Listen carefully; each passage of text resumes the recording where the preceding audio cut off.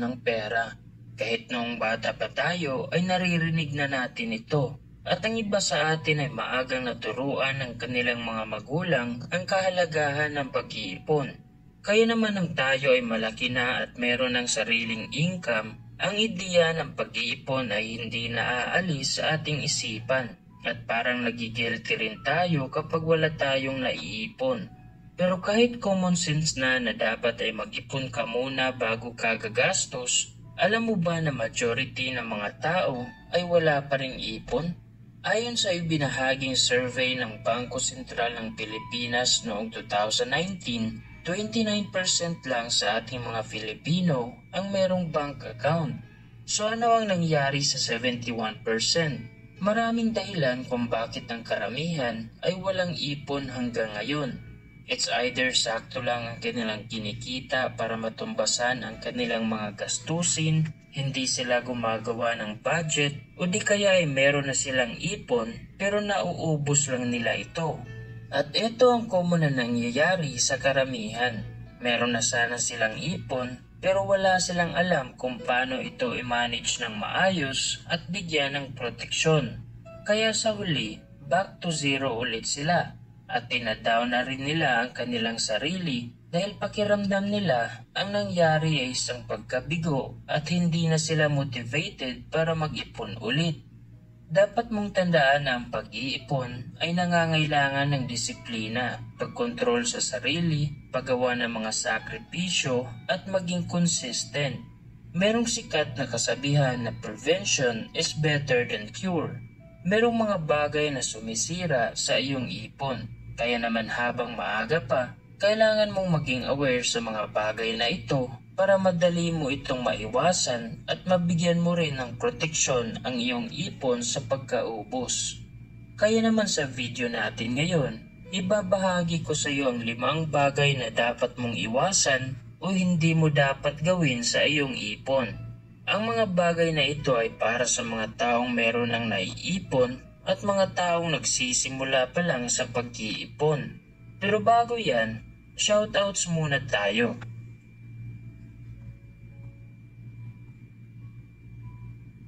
Maraming salamat sa patuloy na suporta dito sa aming channel. وين ما رحنا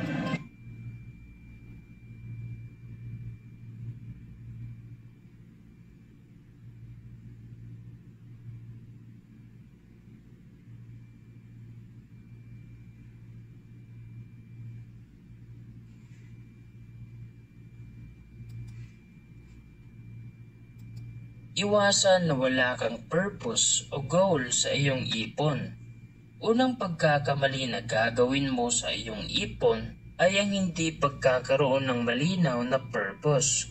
Yung tipong nag-iipon ka lang dahil narinig mo ito sa iba pero hindi mo tinatanong ang iyong sarili kung bakit at para saan ka nag-iipon. Wala kang matatamaan kung hindi mo alam kung ano ang iyong target at katulad lang din yan sa pag-iipon. Malaki ang chance na mauubos mo rin lahat ng iyong ipon kapag hindi ka gumagawa ng goal dahil go with the flow ka na lang. Kung ano ang common na ginagawa ng karamihan, ayon din ang iyong ginagawa.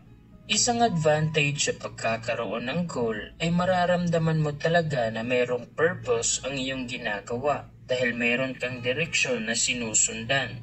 Kaya kung hindi mo pa alam kung bakit ka nag-iipon at para maiwasan mo rin ang pagkaubos nito, panahon na para tanungin mo ang iyong sarili kung bakit mo ito ginagawa. Siguro ay gusto mo nang mabayaran lahat ng iyong utang, makapag-ipon para sa iyong emergency fund o di kaya ay goal mo na makapagretiro ng maaga. Kahit ano pa yan, mainam na maging intentional ka sa iyong buhay at maging focus hanggang sa makamit mo na ang iyong target. Number 2. Iwasan mong maging stagnant ang iyong pera. Alam natin na ang mga mayayaman ay nag-iipon.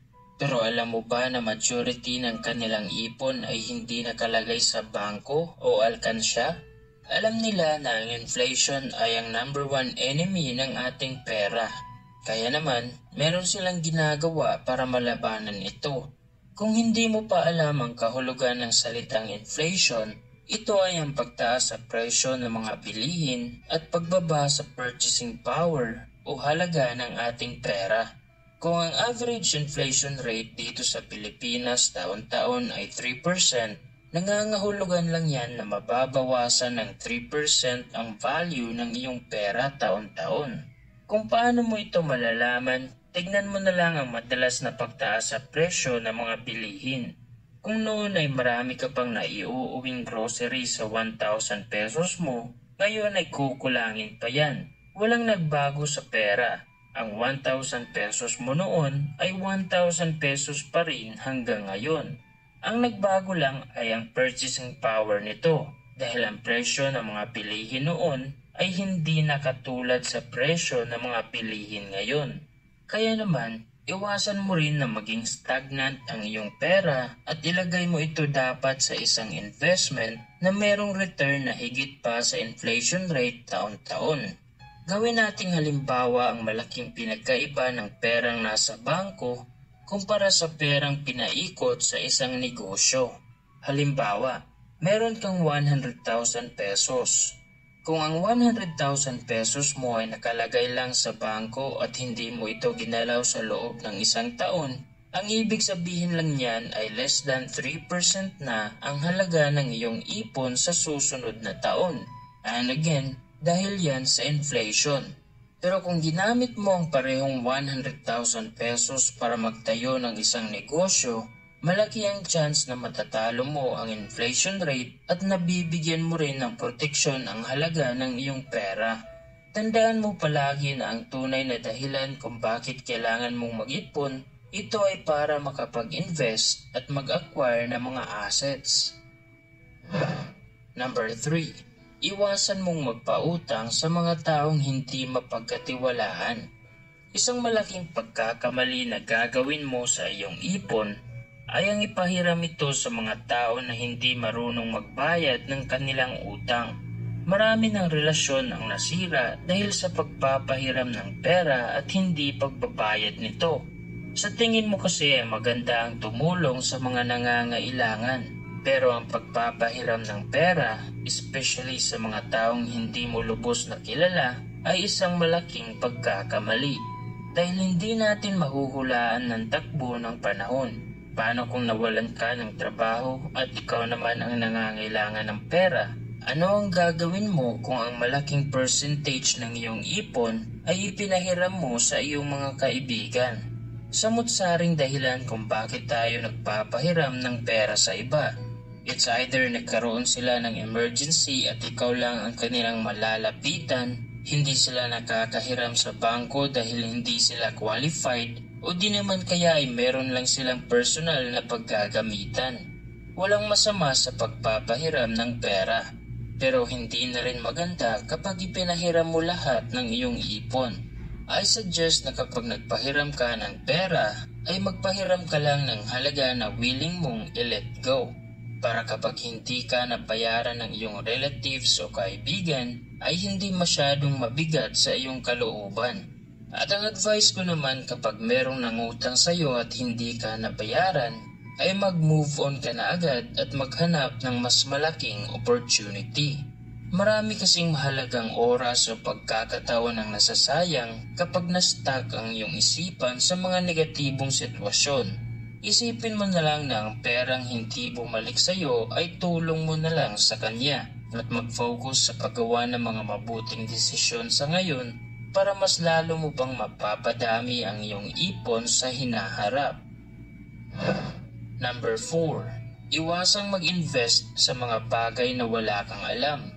Nabanggit ko na iwasang maging stagnant ang iyong pera at dapat ay ilagay mo ito sa isang investment na merong interest na higit pa sa inflation rate taon-taon. Pero hindi ibig sabihin nito na lahat ng investment ay guaranteed na kikita ka ng pera. Nakadepende pa rin sa iyo yan kung meron ka bang sapat na kaalaman sa investment na iyong pinasukan. Dahil kung iisipin mo, marami ang kumita ng pera sa stock market at marami rin ang nawala ng pera. Marami ang naging mayaman sa real estate at marami rin ang nalugi. Marami ang nagtatagumpay sa negosyo at marami rin ang nabankrupt. Kaya yan ang palagi mong tandaan kung bakit hindi mo dapat ilagay ang iyong ipon sa mga investment na wala kang ideya kung paano gumagana. Mas mainam na i-invest mo lang ang small percentage ng iyong ipon. At katulad ng pagpapautang, mag-invest ka lang ng halaga na willing mong i-let go. At pag-aralan mo rin ang isang investment bago ka pumasok para maiiwasan mo ang ma-scam at ang pagkalugi.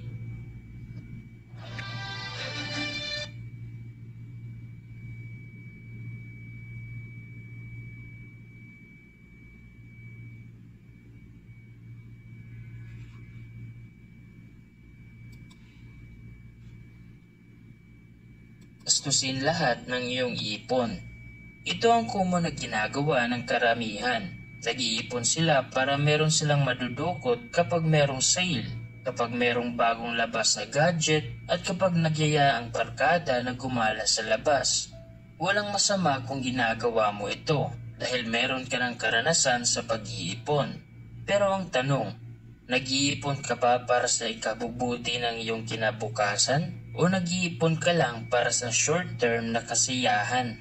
Okay lang na pumili ng bagong gadget, gumala sa labas o pumunta sa mga sale as long as pasok ito sa iyong budget at ang pera na iyong ginamit ay hindi nakakaapekto sa iyong ipon. Para maiwasan mo ang pagkaubos ng iyong ipon sa mga bagay na hindi mahalaga, ay dapat matutunan mo kung paano kontrolin ang iyong sarili. Dahil most of the time, ang common na dahilan kung bakit tayo napapabili ay through emotion o impulse buying. Kung merong tinatawag na stress eating, meron ding tinatawag na stress buying. Dahil stress na stress ka na sa iyong trabaho at gusto mong makabawi, naisipan mong bigyan ng reward ang iyong sarili sa pamamagitan ng pagbili ng mga bagay na nagbibigay sa iyo ng saya. Gaya na lang ng pagsa-shopping, pagsusugal, at paggastos para sa mga bisyo. Kaya mahalaga na ma-develop mo ang pagkakaroon ng emotional intelligence para magamit mo ng maayos ang iyong ipon. So in summary, ang 5 bagay na hindi mo dapat gawin sa iyong ipon ay number 1, iwasan na wala kang purpose o goal sa iyong ipon. Number 2, iwasan mong maging stagnant ang iyong pera. Number 3, iwasan mong magpautang sa mga taong hindi mapagkatiwalaan. Number 4, iwasang mag-invest sa mga bagay na wala kang alam. At number 5, iwasan mong gastusin lahat ng iyong ipon. Sa 5 bagay na ating tinalakay ngayong araw, alin sa mga ito ang nagbigay sa iyo ng maraming aral? Magbigay ka ng comment sa ibaba.